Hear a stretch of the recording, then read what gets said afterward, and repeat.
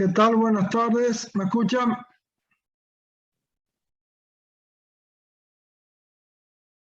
Buenas tardes, doctor. Sí, se escucha. Vamos a ver qué tal va nuestra proyección ahora. ¿Están viendo? Sí, doctor. ¿Cambia ahora o no? No, doctor, no está en modo presentación. Ahora, No,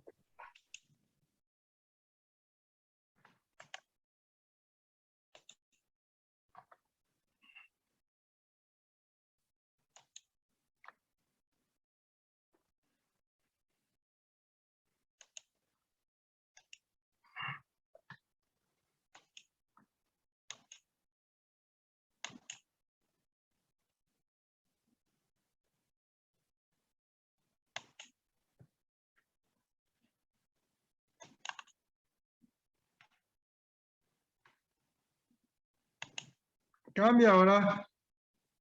no, doctor, sigue el mismo.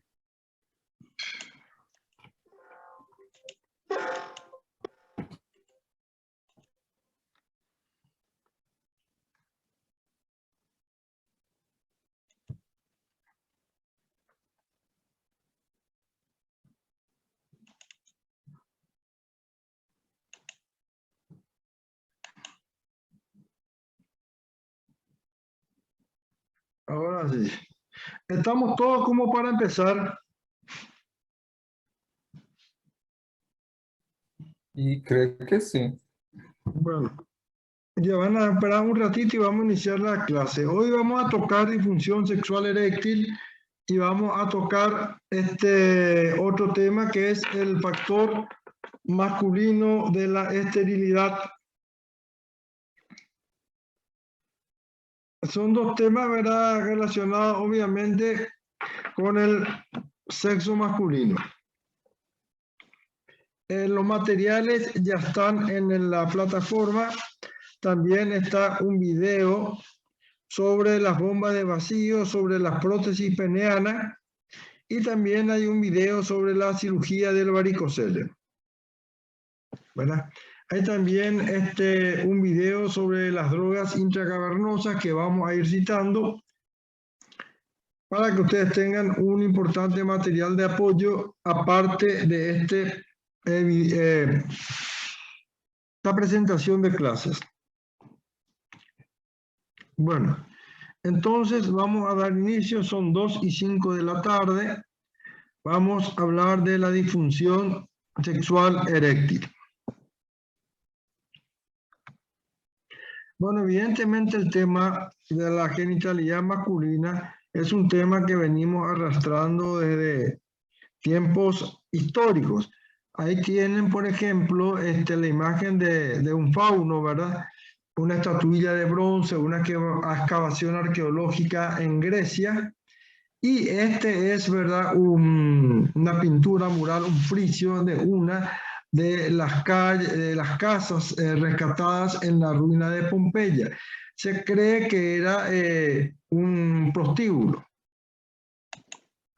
Bueno, vamos a definir la disfunción sexual eréctil. Según la Sociedad Internacional de Estudio de las Disfunciones Sexuales, es la imposibilidad para alcanzar y mantener el estado de erección peneana suficiente para realizar una relación sexual satisfactoria. O sea, acá tenemos tres elementos a resaltar. Primero, se debe alcanzar, ¿verdad?, a la erección. Segundo, se debe mantener. Y en tercer lugar, debe durar el tiempo suficiente para tener una relación sexual satisfactoria. Como ven, es una patología, ¿verdad?, que va en aumento con la edad del varón. En la década del 40 tenemos hasta un 39%, en la década del 50 48%, en la de los 60 años 57% y 67% a los 70 años, ¿verdad? Siendo, ¿verdad?, predominantemente en los primeros tiempos, ¿verdad?, la disfunción sexual mínima, ¿verdad? Pero con el paso de los años se va acentuando la moderada y la forma completa. La erección se produce a partir de dos elementos importantes. Tenemos la actividad reflexogénica y la actividad psicogénica. En la actividad psicogénica entran gran variedad de estímulos, ya sea visuales, olfativos, gustativos y auditivos, que promueven una respuesta eréctil supraespinal. En la parte reflexogénica encontramos estímulos receptores de la piel y del glande que son transmitidos por el nervio dorsal del pene al nervio pudendo. Y ahí entonces se produce, ¿verdad?, los estímulos, la llegada al cerebro y se desencadena, ¿verdad?, la erección. Fundamentalmente los reflexogénicos van al centro de la erección sacro, que vamos a ver. Y acá tenemos ya detallado por dónde se producen, ¿verdad?, los estímulos para lograr el objetivo de la erección. Las erecciones psicógenas son provocadas por impulsos neuronales originadas en el centro de los sistemas nerviosos central y periférico, el centro de la médula espinal, que se encuentra entre T11 y L2, que es el centro de erección toracolumbar.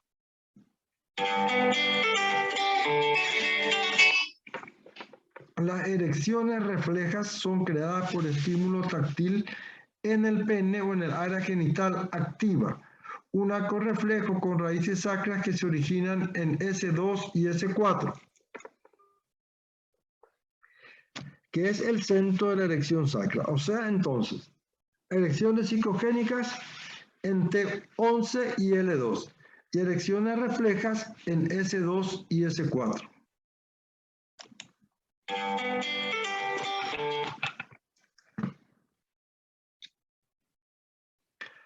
Bueno, ¿cómo se produce la erección? La erección se produce a través de ¿qué? A través de la ingurgitación de los cuerpos cavernosos. Pero ¿qué sucede ahí? Normalmente, ¿verdad?, los espacios lacunares se encuentran, ¿verdad?, digamos, de pequeña dimensión debido a la contracción, ¿verdad?, del músculo liso de estas trabéculas. Entonces, ¿verdad?, cuando eso sucede, entra el flujo sanguíneo, ¿verdad?, y sale a través, ¿verdad?, de las venas que se encuentran debajo de la túnica albuginea. Ahora, cuando se produce la erección, ¿qué es esto? Hay que relajación de la musculatura lisa de estas trabéculas. Eso hace que este espacio lacunar aumente de diámetro. Son elongadas y cerradas estas venas subalbugíneas y se ingurgita y se produce la erección. ¿Por qué? Hay entrada de sangre, pero está, ¿verdad?, cerrada la salida de la sangre.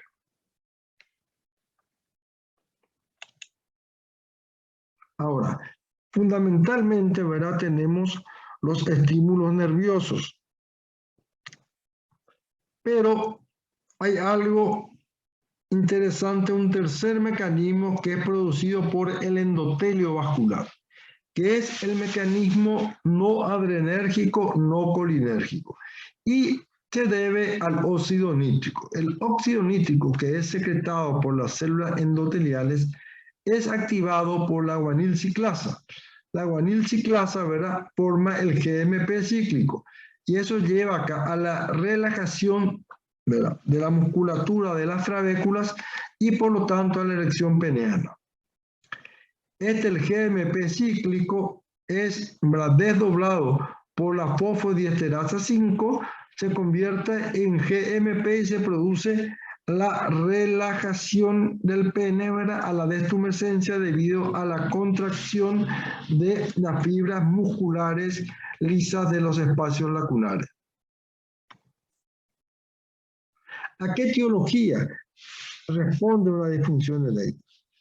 Causas orgánicas, que vamos a ver un poquitito más adelante, causas psicológicas, donde podemos hablar de la ansiedad, podemos citar los conflictos de identidad sexual, en caso de un matrimonio, las discordias conyugales y los cuadros depresivos. Y las causas sociales que pueden actuar sobre esta disfunción eréctil son el desempleo, los trastornos financieros y el estrés profesional, el síndrome de Burnout, por así decirlo. También tenemos que ver la disminución de la libido. Y la disminución de la libido, hay algunos medicamentos que tienen acción directa, como por ejemplo los inhibidores de la reconversión sérica de la serotonina, los antiandrógenos, los inhibidores de la 5-alfa reductasa, algunos analgésicos opioides. También entra el alcoholismo, hablamos de la depresión ya en la diapositiva anterior, a la fatiga, el trastorno sexual hipoactivo, drogas recreativas, entre ellas la más conocida, la marihuana, problemas de pareja, ¿verdad?, otra disfunción sexual, miedo, ¿verdad?, al fracaso, a la humillación, trastornos de aversión al sexo, algunas enfermedades sistémicas y déficit de la testosterona. Los antidepresivos. La mayoría de los antidepresivos están asociados con una disfunción sexual eréctil, pero en particular los inhibidores séricos de la reconversión de serotonina. Tenemos la espironolactona, los bloqueadores simpáticos como la clonidina, la guanetidina, la metildopa, los diuréticos tiacídicos, el ketoconazol y la cimetidina. Hay algunos elementos que pueden ser considerados como factores de riesgo. Sí, la edad. Evidentemente, con el paso de los años, el hombre es más propenso a que suceda una disfunción eréctil. La etnia, en algunas etnias muy conservadoras, muy extremistas, también intervienen, ¿verdad?, produciendo un cuadro de ansiedad. Y eso va hacia una disfunción sexual eréctil. También la escolaridad, el grado de educación, la religiosidad, la obesidad, el sedentarismo, el tabaquismo por su obstrucción que sabemos a nivel del sistema cardiovascular, bueno, el alcoholismo y el consumo de cafeína. Es importante tener en cuenta el patrón de estrés que estamos viviendo. O sea, prácticamente con todo lo que estamos pasando, estamos teniendo un cuadro de ansiedad. Y un cuadro de ansiedad donde pueden intervenir traumas psicológicos, depresión, problemas de relación en pareja, fallos en encuentros sexuales anteriores y problemas de intimidad. Eso actúan directamente a través de un patrón común que es la ansiedad. Y la ansiedad lleva un factor de disfunción sexual eréctil de origen psicógeno. Y esta disfunción sexual eréctil de origen psicógeno retorna otra vez a aumentar o hacer más grave el cuadro de ansiedad y se sale en un problema que se encierra en un círculo vicioso, que de alguna forma hay que romperlo. Habíamos dicho las causas orgánicas. En las causas orgánicas están aquellas enfermedades que actúan a nivel del sistema cardiovascular y el sistema nervioso. Por ejemplo, citar algunas: la arteriosclerosis, la diabetes mellitus, ¿verdad?, otros trastornos cardiovasculares, insuficiencia renal, insuficiencia hepática, enfermedades neurogénicas, enfermedad de Alzheimer, la esclerosis múltiple. También tenemos un trastorno peniano que vamos a ver casi al final de esta clase, que es la enfermedad de Peyronie. tenemos los trastornos psiquiátricos, la depresión y la ansiedad, y desórdenes endocrinos, el hipertiroidismo, hipotiroidismo, hipogonadismo, hiperprolactinemia. Recordar que las drogas, ya sean legales o ilegales, producen, ¿verdad?, una disfunción sexual eréctil, ¿verdad? Y también intervienen los distintos factores culturales de etnias, de religiones y folclore de las distintas parcialidades o grupos etarios que habitan la Tierra. Bueno, hay algo clave acá. La disfunción eréctil más la disfunción, más la enfermedad cardiovascular, ¿se ve en qué? Se ve fundamentalmente en la diabetes mellitus, en la dislipidemia, en la obesidad, en la hipertensión y el tabaquismo. Bueno, ¿cuál es un algoritmo diagnóstico? Entonces tenemos el paciente que nos reporta un cuadro de disfunción eréctil. Se hace, ¿verdad?, una historia clínica y se usa algunos instrumentos de validación que vamos a ver a continuación, que son pequeños cuestionarios.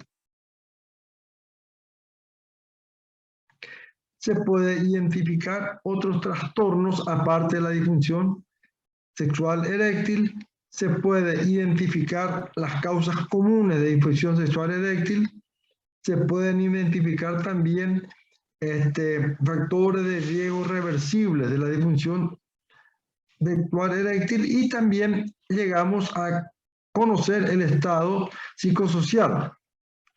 En el examen físico vamos a encontrar deformidades penianas, enfermedad prostática, signos de hipogonadismo y vemos cómo está el sistema cardiovascular y el sistema nervioso.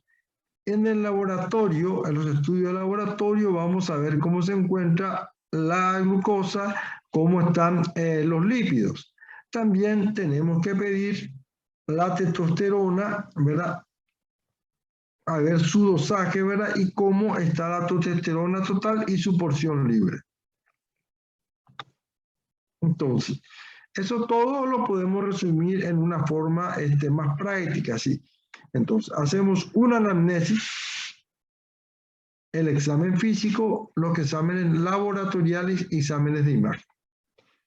En exámenes laboratoriales, vamos a ver más adelante, pero vamos a centrarnos en esto ahora, que es el examen de imágenes. Tenemos el Doppler peneano, un estudio que es la cavernosografía dinámica, que vamos a ver en qué consiste, y el monitoreo de tumescencia peneana, que sería así como un holter del pene, haciendo una burda comparación con el estudio cardiológico. Hacemos la evaluación neurológica, la evaluación hormonal y hacemos una evaluación psicológica. Bueno, vamos a ir repitiendo un poquitito en la historia médica. La historia sexual es importante dentro de la anamnesis. En el examen físico nosotros vamos a hacer todo lo que habíamos mencionado en las diapositivas anteriores. Hacemos nuestra evaluación psicológica y vemos nuestra medida de laboratorio. También, de acuerdo a cómo se presente y a lo que vamos detectando en estos estudios, hacemos ya los estudios especializados. ¿Qué sería lo que mencionamos? Tumescencia nocturna, combinación de inyección intracavernosa y estimulación. Hacemos Doppler ultrasonográfico, la cavernosometría y arteriografía peneal. La ultrasonografía se puede hacer también inyectando drogas intracavernosas para ver cómo está el flujo sanguíneo. Bueno, esto para que tengan son los test, ¿verdad?, que es para determinar el índice de función eréctil, que es lo que yo le había mencionado cuando estuvimos hablando en el algoritmo de diagnóstico. Tiene su puntuación y de acuerdo a eso entonces vamos a ir sacando, ¿verdad?, nuestras conclusiones. Sirven para hacer un diagnóstico inicial y sirven también para hacer un monitoreo de cómo va el tratamiento. Estos son, como ven, test que les dejo acá, que quedan ustedes ya en la presentación que está en la plataforma. Otro test,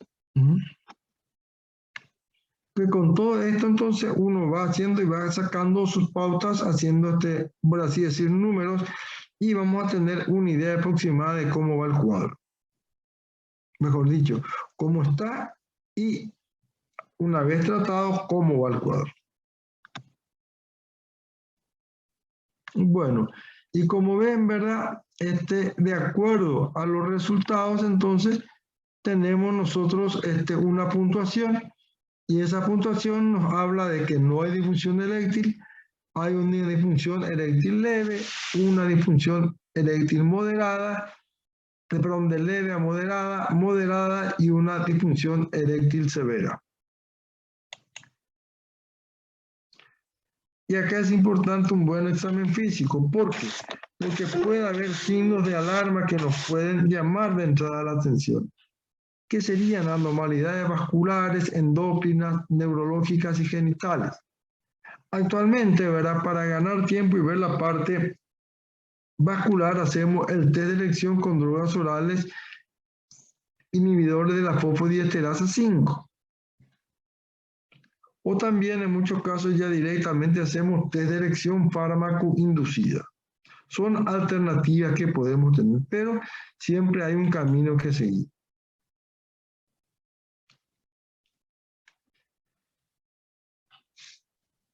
Bueno, entonces, ¿qué estudios es lo que podemos pedir? Los específicos, hablamos anteriormente de la tumescencia y rigidez nocturna del pene con RISC-SCAN. Le voy a mostrar una foto después de lo que consiste. Estudios vasculares, que es lo que citamos en la diapositiva anterior, inyección intracavernosa de drogas vasoactivas. También se hace una ecografía duplex dinámica del pene, que es la ecografía inyectando drogas vasoactivas.